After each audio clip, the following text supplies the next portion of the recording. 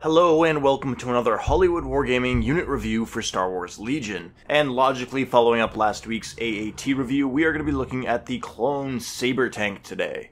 And this is a vehicle that did appear on time with its wave release prior to the COVID-19 epidemic. So a lot of people have had their hands on this vehicle for a while, and I myself do have one fully painted, though I haven't been able to use it on the battlefield just yet.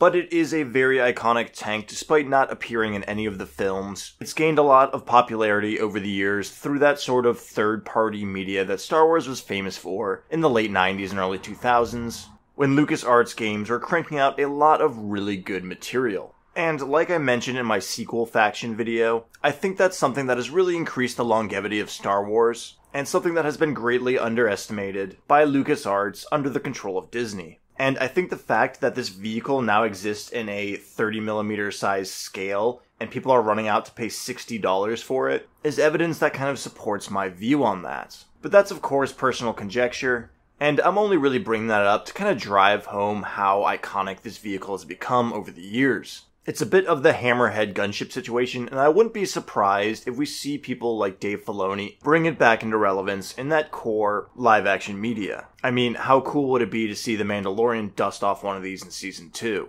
But while most people do know this tank from Battlefront 2, I actually have fond memories of it from the Clone Wars video game. And that's this awesome vehicle-based game, developed by Pandemic Studios, RIP, where you get to glide around in the Saber tank and just absolutely smash through Trade Federation and droid vehicles. It really made you feel like you were playing a mobile powerhouse, kind of like how Republic Commando makes you feel like you're playing as an elite operative. It also had this fantastic arena multiplayer where you and 3 other friends could be in Saber tanks in this big kind of Geonosis style arena, where just wave after wave of Trade Federation tanks would come at you. So needless to say, I was very excited to see the Saber tank show up in Legion. And with all that conjecture about the vehicle aside, let's move along and take a look at its main unit card. And here you are going to have a heavy slot unit that comes in at 170 points, the exact same cost of the AAT.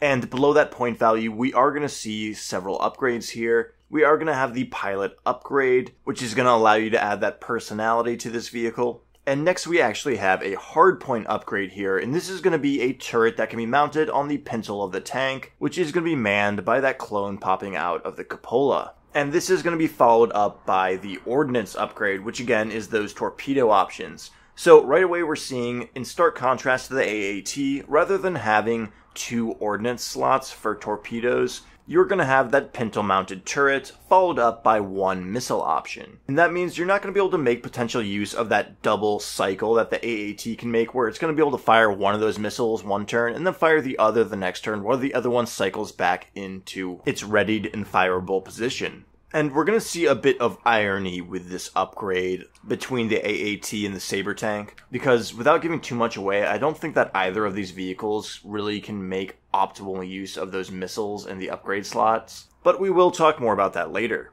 And after that, we are going to have the comms upgrade slot, something that is not as common on Republic units as it is on the Trade Federation, so it's definitely a welcome sight here. But without that army coordination that the droids have, will it be as necessary here? Again, something we will come back to. And jumping along to the other side of the card, we do see that this has the same health stats as the AAT, with a red defense dice covering 9 health points and 6 damage capacity. Definitely a profile that I would consider durable, although with 6 damage capacity, you might be getting diminishing returns on this expensive unit sooner than you would like. It's also worth noting that this unit does not have any offensive or defensive surges, so that red defense dice loses a little bit of its luster there. But it is also worth noting that the Grand Army of the Republic has access to R2-D2, which at the moment is going to allow you to get repair points onto this vehicle and staving some extra damage off of it. But that's where the similarities to the AAT more or less end on this vehicle, because just below that profile we see that it has a movement speed of 2. Which, as we all know, is significantly more agile than that movement speed 1. And that means that this vehicle is going to be able to get around the battlefield better, and if you want to play it as a sort of assault-style tank, you're going to have the forward movement speed to keep up with the rest of your army. It's definitely not that lumbering gunline vehicle like the AATs in Episode 1. But much like the Ordnance Upgrades, there is a little bit of irony of this tank having a better movement speed than the AAT, and we don't need to go too far to look at that, because the next thing that we're going to see is the main armaments on this vehicle, which is those twin lateral laser cannons. And unlike that main cannon on the AAT, this is going to be fixed on a frontal arc. So if you are playing aggressively with that speed 2 movement, you are going to need to be conscious about where you're positioning your tank. But taking a look at the rest of that weapon profile, you are going to have a double rainbow at range 1 to 4 distance. Of course, a double rainbow meaning 2 red dice, 2 black dice, and 2 white dice. And on that note, rest in peace to the double rainbow guy. He just passed away recently, unfortunately. Definitely a meme that I think Republic players are going to be quoting a lot, thanks to Obi-Wan in this tank. But that double rainbow is going to be backed up by Critical 1 and Impact 2 on top of that fixed frontal arc. So right away here, we see a more general purpose main weapon than the AAT's main battle cannon, which more so falls into that category of long-range precision firepower, and relies on those anti-personnel lasers if someone gets too close. That's not the case here with the Saber tank. You have these 2 main cannons that you are going to be blasting away at anything that's in front of you with. However, I will say I think I would sacrifice that universal range in favor for that 4 red dice pool over a double rainbow. Having 4 red dice really just negates your need for aim tokens, and is going to leverage the overall statistics in your favor. The AAT's main cannon also has the inverse of Critical 2 and Impact 1 rather than the Saber tank's Critical 1 and Impact 2. Meaning, at face value, the Saber tank is going to be a better anti-armor vehicle. But as I always say, Critical is a much better keyword than Impact, as it's much more utilitarian throughout the game. So while I do think the difference on the main armament between the AAT and the Saber tank is a relatively fair trade-off, I'm definitely leaning towards the AAT's main cannon, at least with how things sit in the current meta of Legion. Again, there's some irony here that if the AAT's cannon is that good with that barrage ability, you might see more of them on the field, which will then in turn make the Saber tank's weapon profile become more meta in its own right, as it's going to be hunting down those AAT tanks. A fine example of FFG releasing 2 vehicles that operate as a sort of foil for one another. And while I do find that interesting and think it's a pretty good testament to the skills of FFG's rule writing capabilities, sometimes it does cause new units to sort of cancel each other out and more or less be ignored by the overall meta. And I think the Saber tank does kind of get the short end of the stick in this regard, because while the AAT can just hurl 4 red dice each turn at enemy targets, regardless of what upgrades it takes, the Saber tank's base stats are really only going to shine when you are battling other tanks. And that means if you want it to exist in your list and perform roles other than that, you are going to need to pay for upgrades on it. And I think you will often see the Saber tank crossing over the 200 point line, something that's much more difficult for the clone faction, as we don't really have access to cheap troop options. But as we always know, we don't get the full story of this unit until we move along to its keywords, and on the top of the list we are going to see armor, which is of course expected here, meaning you are not going to take damage from non-critical results. And just like the AAT, that's really going to increase the durability of this unit, and stave off a lot of damage that would otherwise quickly get you to that damage capacity 6. And next up on the keywords we have Arsenal 2, meaning you are going to be able to fire with 2 weapons each time you perform an attack order. And unlike the AAT, which has that barrage ability, you're going to find way more utility out of this keyword on the Saber tank, seeing as you only have 1 of those main armaments. And as I mentioned earlier, it has a relatively lackluster attack pool for 170 points, and I can almost guarantee you that you are going to be taking a weapon upgrade on this, especially in that hardpoint slot. And next we are going to have that hover ground keyword, which means you are basically a ground vehicle by other unit standards, and you can reverse, strafe, and standby. Just one of those weird rules keywords that kind of alters the repulsor vehicle designation here. I'm not really a fan of how FFG does that, but hey, whatever, it's here, it's fine. And after that, we are going to have the Outmaneuver keyword, and this is one unique to the Saber tank, as you are going to be able to spend dodge tokens to cancel critical results. And that is definitely a huge perk to have here, as your armor is going to be ignoring all non-critical results. So if you're playing this tank right and moving up and taking a dodge token, you are going to be able to negate almost all hits that are coming your way. Obviously, some are going to get through if they score some lucky crit rolls, but this is obviously representing a much more nimble vehicle that can get around the battlefield and kind of duck firepower if you're reacting accordingly. However, there is another major drawback that kind of levies out the Outmaneuver keyword, and that is going to be weak point 1 on your rear and your side arcs. And that means any attacks that are coming in on this vehicle against your rear or side are going to gain impact 1. And with front and side arcs being mentioned there, that means 75% of your vehicle is going to be exposed to impact 1 firepower. Obviously, that 25% in the front is probably the most important part to not receive it, but if you're advancing with this vehicle, you are going to be getting shot at from the sides. So all of a sudden that Outmaneuver keyword doesn't become a huge perk, but rather somewhat of a necessity here. And while the AAT can sort of rely on that just overall generic frontal armor, the Saber tank is going to have to be used wisely, otherwise it is going to be punished, especially if you are playing this vehicle aggressively. So, pre-upgrades, what do I think about the Saber tank's unit card overall? Well, I gotta say I'm a little underwhelmed by it. It's pretty cool how the rules represent it as a sort of nimble assault tank, capable of strafing to dodge enemy firepower, but Arsenal 2 on a vehicle that only has 1 weapon is a bit of a red flag to begin with. And I know in the AAT video I emphasized that just because a unit has a keyword doesn't mean you need to build around it, but with the Saber tank's overall lackluster attack pool, I think you really do need to buy upgrades here to make use of that Arsenal 2. It's also the type of dice pool that's going to need you to take aim orders, something that's going to come in direct conflict with the Outmaneuver keyword. And if you're taking a dodge and shooting every turn, I could see a scenario where you're kind of diverting your strengths in 2 different directions, and possibly not be able to either negate or put out enough firepower overall to justify this unit. It's overall a bit of a conundrum, and because of this overall lackluster base profile, I don't think you're going to be seeing any players run this thing bone stock. Which is a real shame because, like I said with the AAT, that's a tank that can kind of fit into a droid army, even if you take 0 upgrades on it. And likewise, the droids have plenty of extra points to free up to fit those tanks in their lists. Meanwhile, the Republic is strapped for points. You are constantly going to be battling uphill with your list builder just to make sure that you have an optimal 8 activations.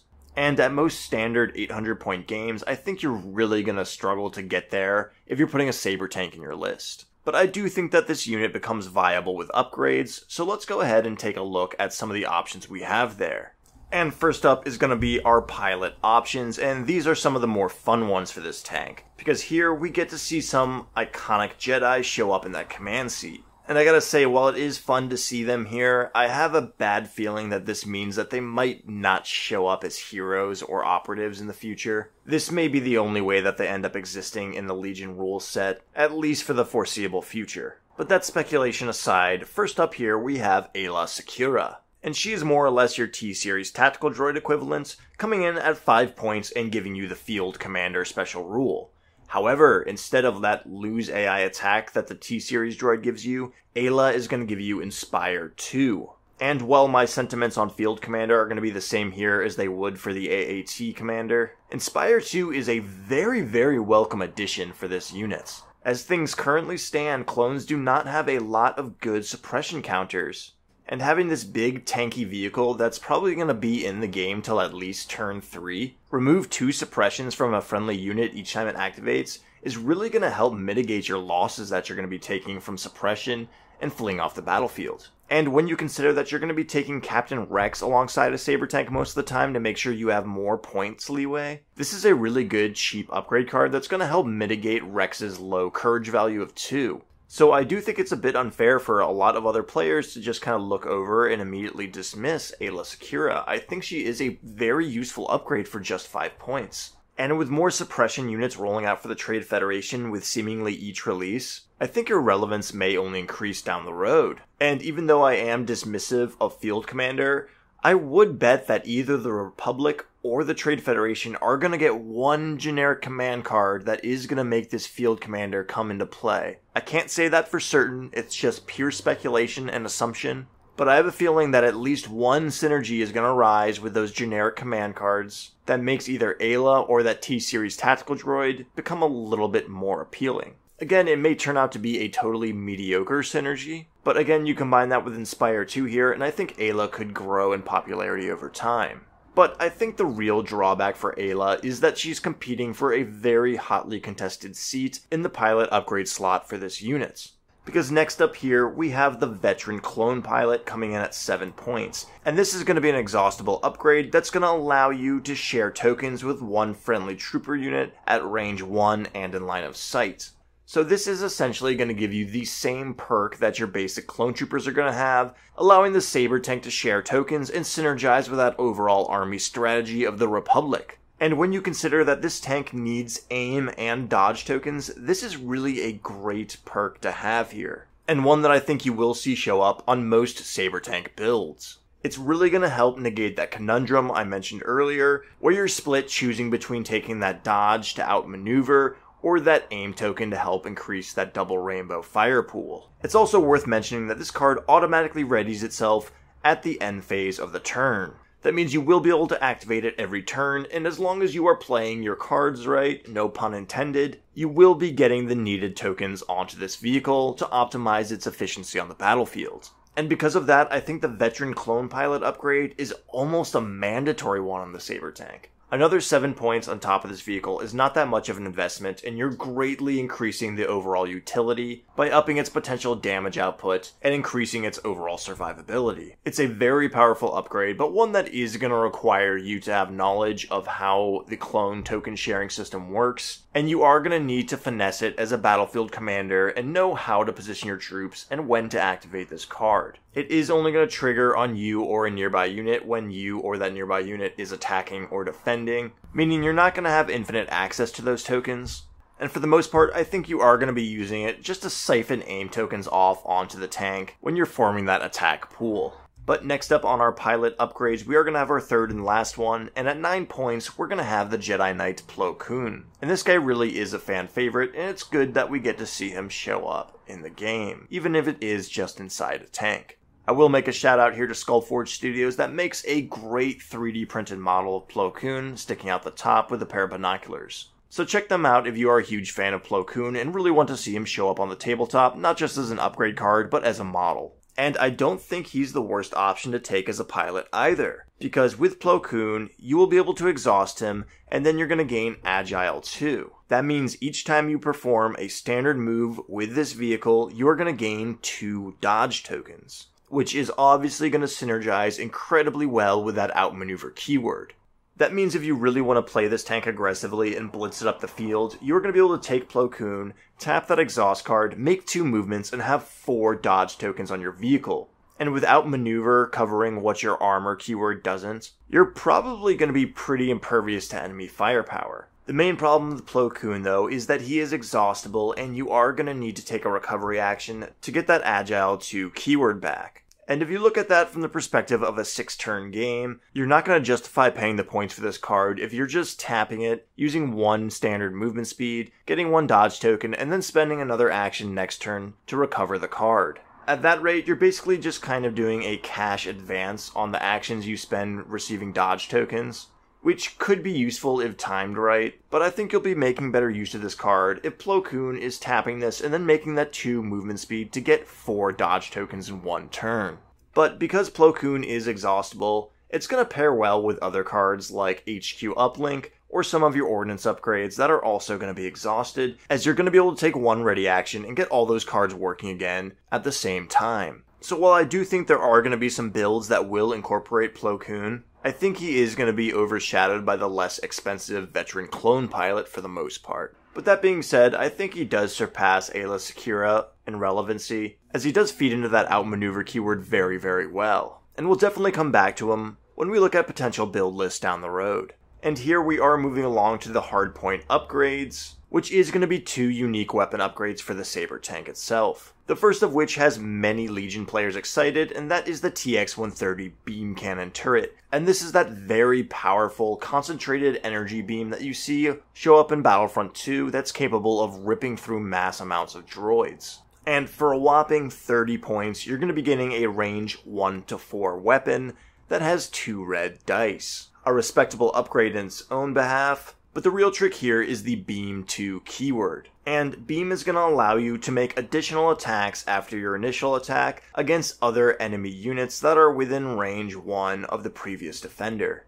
And here we have Beam 2, meaning you're going to be able to make 2 additional attacks after your initial one with just this weapon and this weapon only, to represent it sort of sweeping across the battlefield and hitting multiple targets. So right off the bat, with 1 to 4 range and 2 red dice, that's already going to match up very well with those twin lateral cannons, as you're going to be adding 2 more red dice to that attack pool.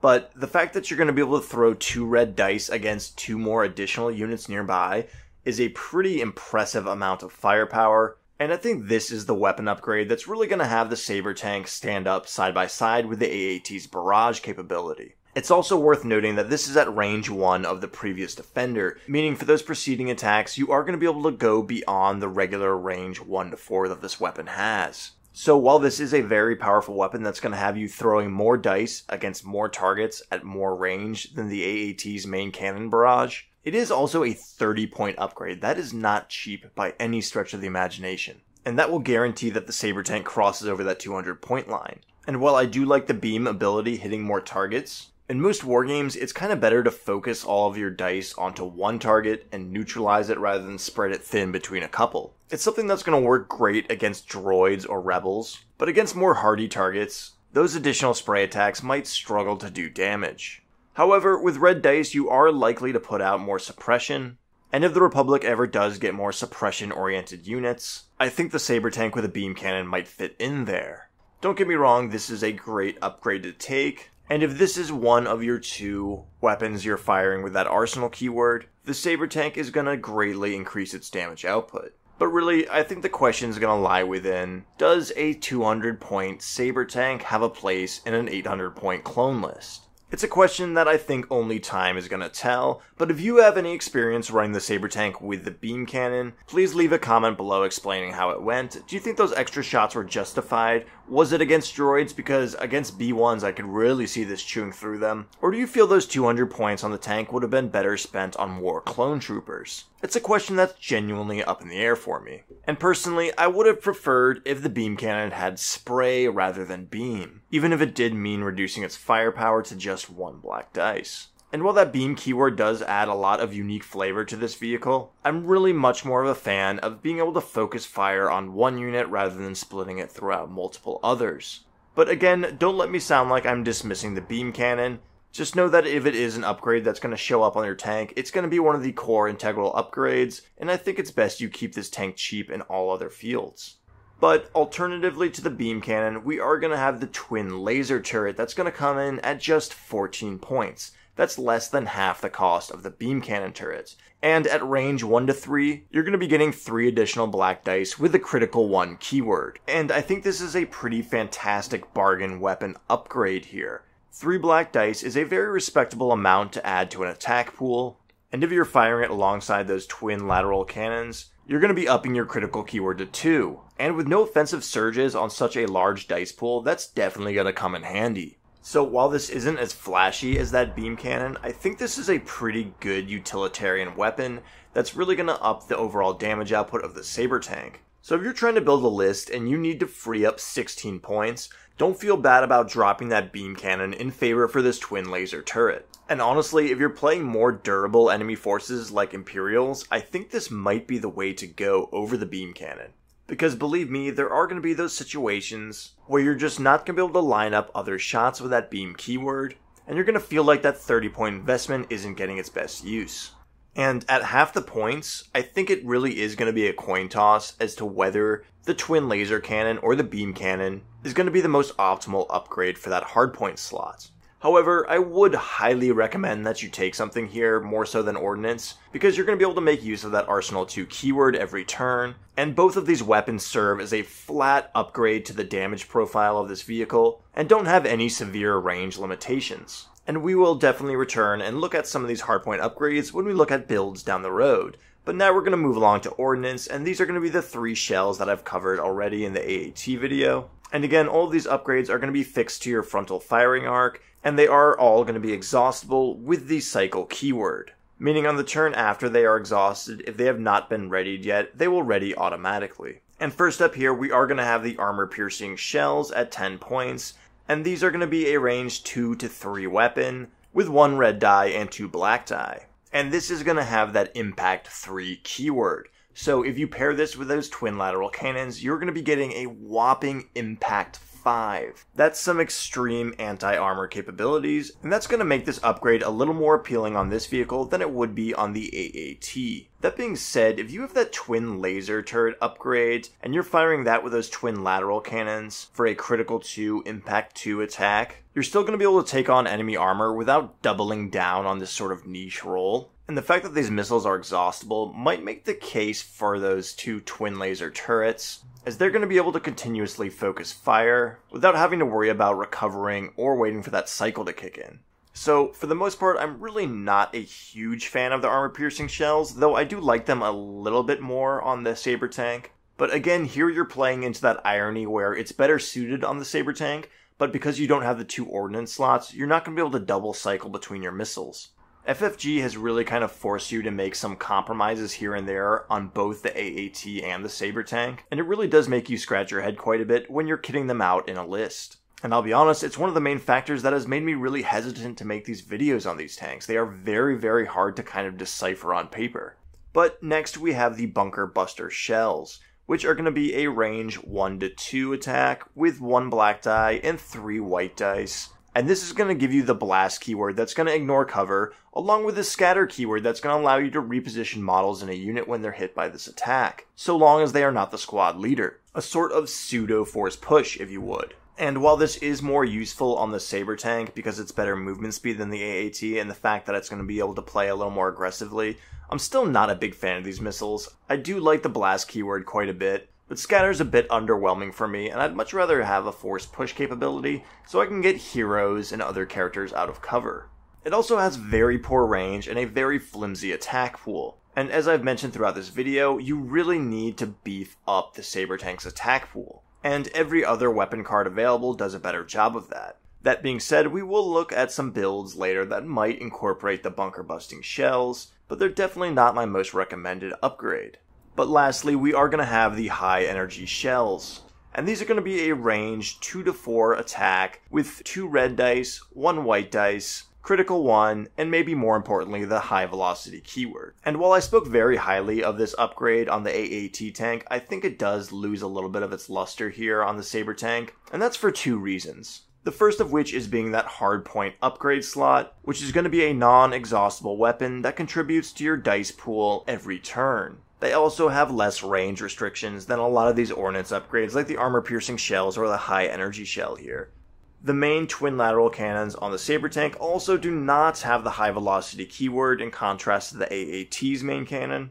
And as we all know, high-velocity only works if every weapon in the attack pool has the high-velocity keyword. So unless you're splitting your attacks, you're not going to be making use of that high-velocity keyword. However, you would still be upping your critical value to 2, which is going to be very good when you're rolling that much dice. Being able to split off those high velocity shells against a Jedi target is also a nice ace to have up your sleeve. And overall, at just 8 points, I think this is a relatively decent amount of firepower to add to your dice pool. So it's definitely worth considering in very specific builds, but for the most part, I think Ordnance on the Saber tank is more or less completely eclipsed by those hardpoint upgrades. But we can go ahead and move along now to the comms upgrades for the Saber tank. And first up here we are going to have the comms jammer. And I'm really starting to notice that the comms jammer always falls into one of 3 categories when we're looking at these unit reviews.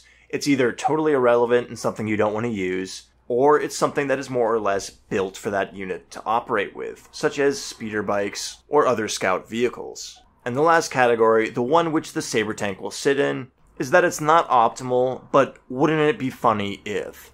And much like the droidicas, I could imagine you slapping the comms jammer on the Saber tank, along with someone like Pleau Kun, and having him fly into your enemy lines and laugh as they try and deal with a massive armored vehicle that is continuously dodging all of their attacks. Meanwhile, it is completely jamming up their comms and messing up all of their order relays.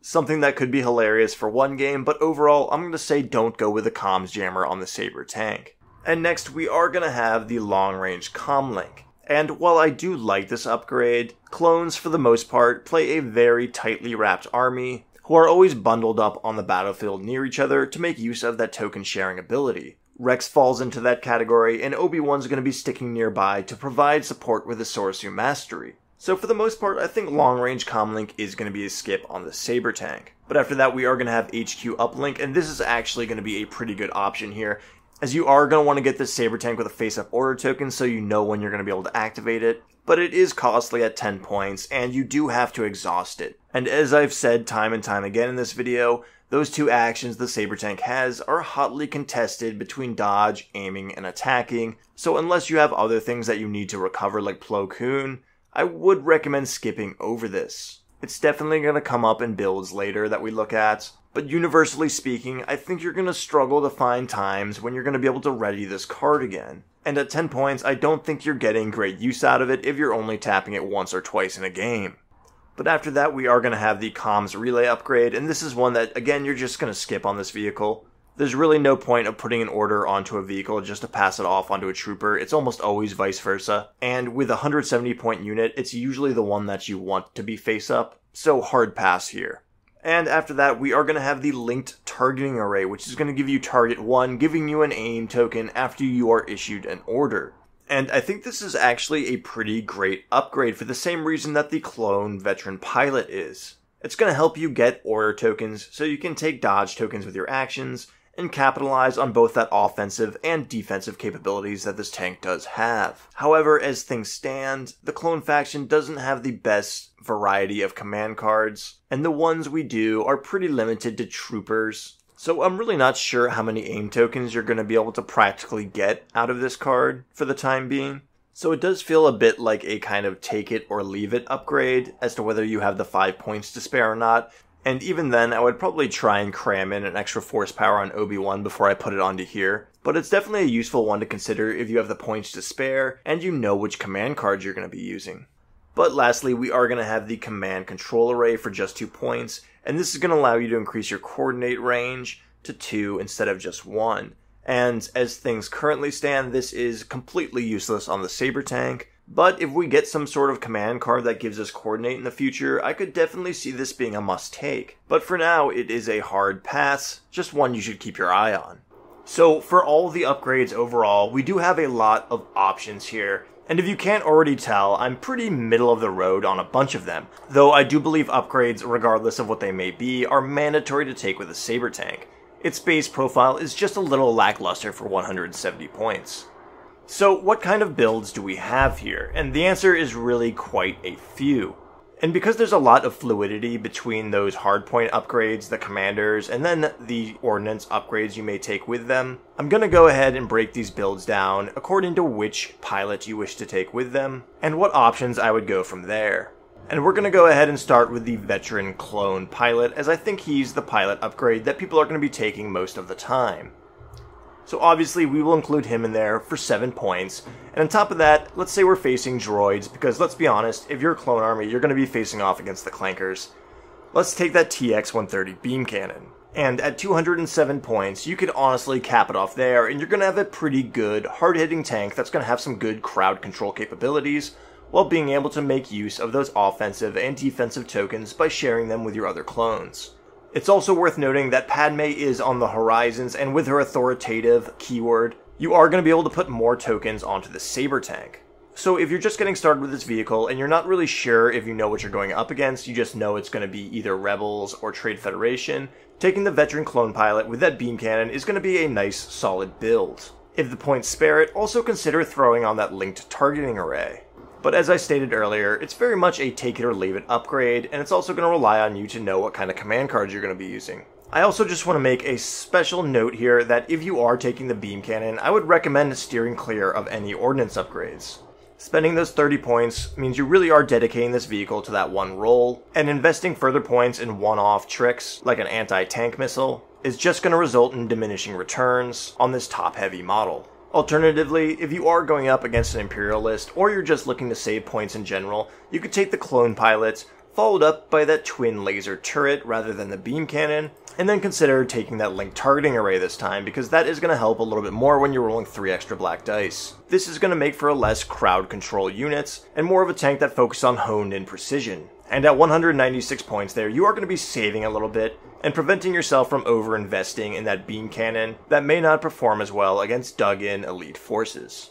But next, let's go ahead and take a look at Pleau Kun, and he is a commander that's going to benefit from being on the move more, as he's going to be able to use that Agile 2 to get dodge tokens and feed that Outmaneuver keyword. However, that is exhaustible, which is a bit of a drawback, but one that we're going to kind of feed into this overall build, as we're going to take a few items on here that are also going to be exhaustible and need to be recovered. And the first of which I think is going to remain a constant with Pleau Kun, is going to be that HQ uplink. But after that, as far as weapon upgrades go, it is kind of going to be up in the air with Pleau Kun, so long as he gets one weapon upgrade here, be it hardpoint or ordnance, to boost that basic weapon profile with that arsenal too. And honestly, I think the Pleau Kun build is probably the only one here where you're going to be able to take an ordnance instead of a hardpoint and reliably put out more firepower. Because rather than waiting for that cycle to come into play, you are going to be recovering Pleau Kun to ready his own ability, along with the HQ uplink, and in turn the ordnance. So let's say you want Pleau to be a tank hunter.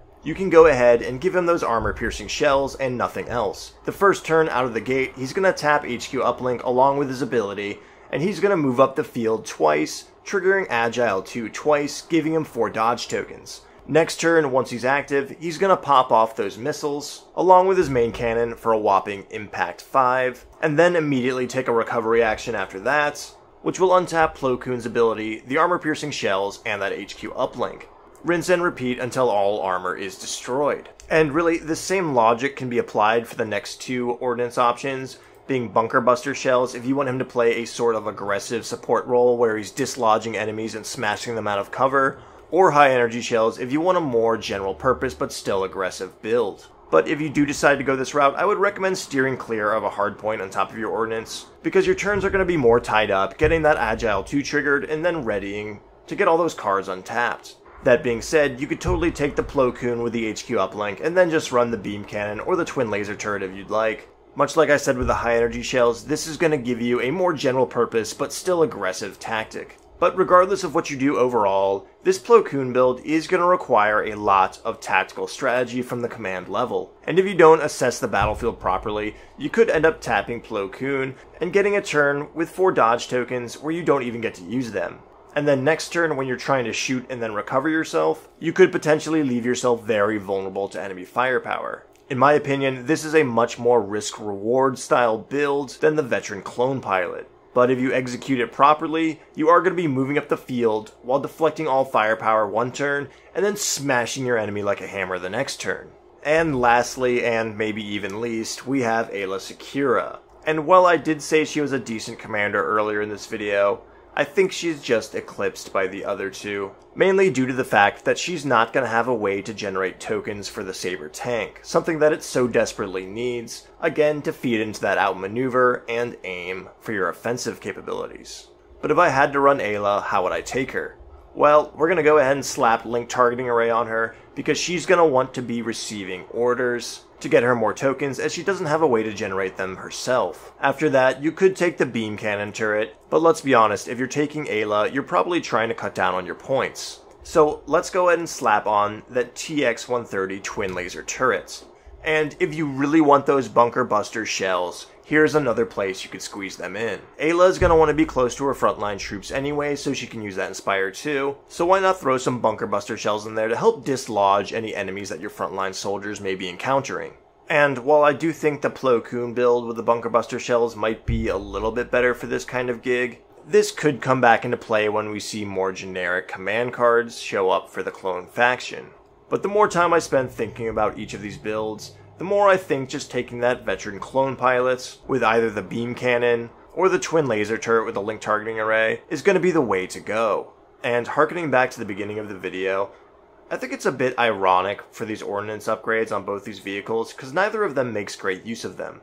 The AAT, which should be able to cycle through both of them, has the barrage ability that is equal, if not better, than paying points for the other weapons. And on the Saber tank, they're more or less completely outshined by the hardpoint upgrades. But as far as the model goes, I have bought, built, and painted one of these, and I plan on playing it very, very soon, once this whole COVID thing blows over. And I gotta say, it's a bit of a fiddly model to put together. There's a lot of parts where if you do it in the wrong order, you're gonna end up kind of screwed. And that's not unique to this model, but usually there's only 1 or 2 things on a model that do that. On the Saber tank, there's 3 or 4 bits, and I'll be honest, If you're building this for the first time, you're probably going to miss one of them. And some of them are much more punishing than others, such as the vents on the inside of the wings. This thing was also an absolute pain in the ass to paint. It's one of the hardest models I've ever painted. There is so much surface area on it. Much of it is flat, so if you're not getting smooth coats, it's going to show. And then much like the bark speeders, it is a three-dimensional model, meaning you are going to have to paint the top and bottom. Now, I'm pretty good at doing straight lines, and I love doing that little yellow accent on the wings, but painting all that red was just so much surface area, and honestly, I wish I had an airbrush so I could just mask it off and spray one part white while I sprayed the other part red. Doing it by brush took forever. I think I logged about 18 hours on this model, and that doesn't even include the basing, which is a lot considering that I can paint a bolt-action Panzer in about 1 hour flat. So I am very much looking forward to painting the AAT, as it is more or less monochrome for the most part. I initially wanted to do a battle report sometime in the future where I was going to have 2 AATs versus 2 Saber tanks in a list, but I really don't think I want to buy and paint another Saber tank, unfortunately. I think I might have to borrow one from someone else to make that video. That being said, it does look really cool when it's finished, and it is a nice centerpiece to the clone army. But I'm also really not a fan of the Star Wars Legion basing style, and while I can get over it for most other vehicles, it's pretty obnoxiously large on the Saber tank, and it kind of detracts a bit from the model itself, which is really the opposite of the point of basing, at least from a crafting perspective. But you can find it on sale pretty frequently through a bunch of sellers. I think I found mine on Mini Market, and if you need a big project to bide your time during this quarantine, it's definitely worth considering. But I want to know what you guys think about the Saber tank. If you have games with this vehicle under your belt, please leave your experience in a comment below. Let me know what you brought it with, what upgrades did you take, how did it work out for you, what were you up against, all those sorts of things. And which do you prefer, the AAT or the Saber tank? I'm still leaning on Team AAT despite the fact that I own the Saber tank instead, but let me know in the comments below. As always, if you like content like this, consider hitting subscribe and turning on that notification. If you liked the video, leave a like. And until next time, guys, take care.